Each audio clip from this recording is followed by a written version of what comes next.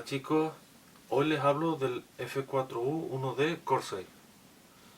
Fue una de las armas más letales con las que contaron los aliados en las duras batallas del Pacífico contra los japoneses.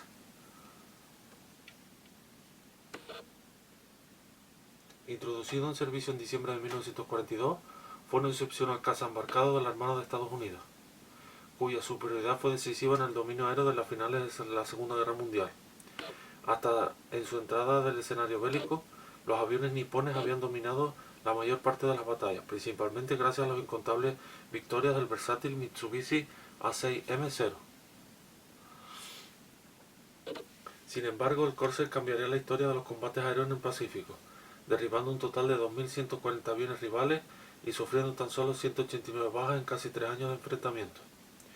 Con una tasa de victorias de 11-1, fue el caza aliado de más efectividad en la zona del Pacífico. En su inicio, el Corsair fue creado exclusivamente por la compañía Bug, aunque su efectividad llevó a Estados Unidos a multiplicar su producción. Por ello, tanto Goodyear como Webster se abocaron a la fabricación de unidades del avión, cuya última serie de producción salió en fábrica en 1953, casi una década después del final de la Segunda Guerra Mundial. Ya para esa época, el Corsair había tenido una participación también decisiva en la Guerra de Corea, en la que destacó por su servicio como cazabombardero. Al final de este enfrentamiento, Estados Unidos había producido 12.571 aviones F-4U Corsair a lo largo de 11 años.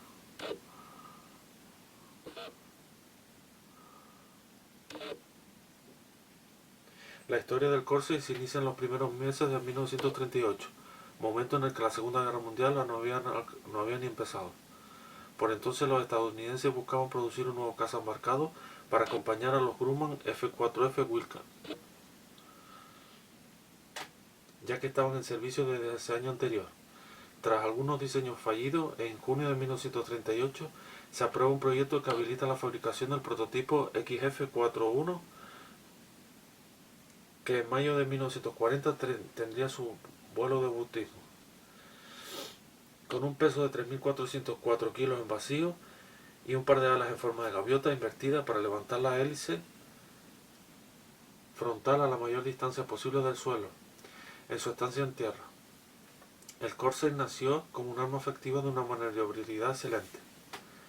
La producción de los Corsair se extendió durante casi una década, hasta 1953, y contó con un total de 16 modelos diferentes, que incluyeron algunas versiones memorables como el F-4U-2, un caza nocturno equipado con radares, el F-4U-3, que fue el primero en usarse después de la Segunda Guerra Mundial, F-4U-4P, que tuvo adaptaciones para reconocimiento fotográfico, y el F-4U-7, que fue producido especialmente para la aeronaval francesa a través de programas de ayuda mutua entre fuerzas armadas.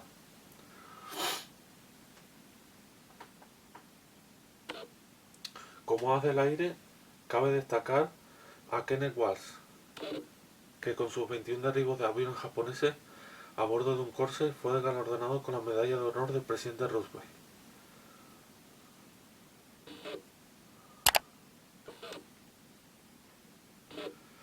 Ahora les dejo sus dimensiones técnicas.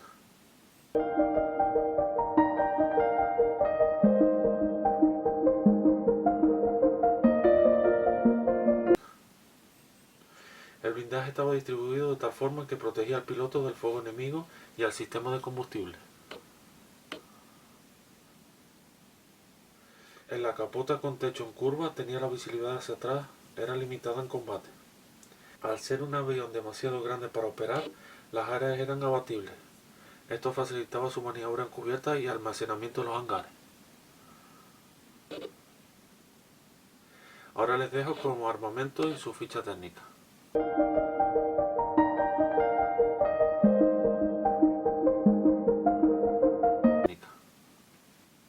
Para finalizar mencionaré a Gregory Papi Boyington, que fue un as del aire y piloto de un Corsair que dijo: volar un caza son horas y horas de aburrimiento condimentadas por unos segundos de puro terror.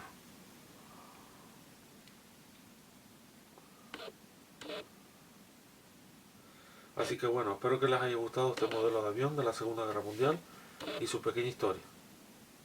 Gracias por ver el vídeo.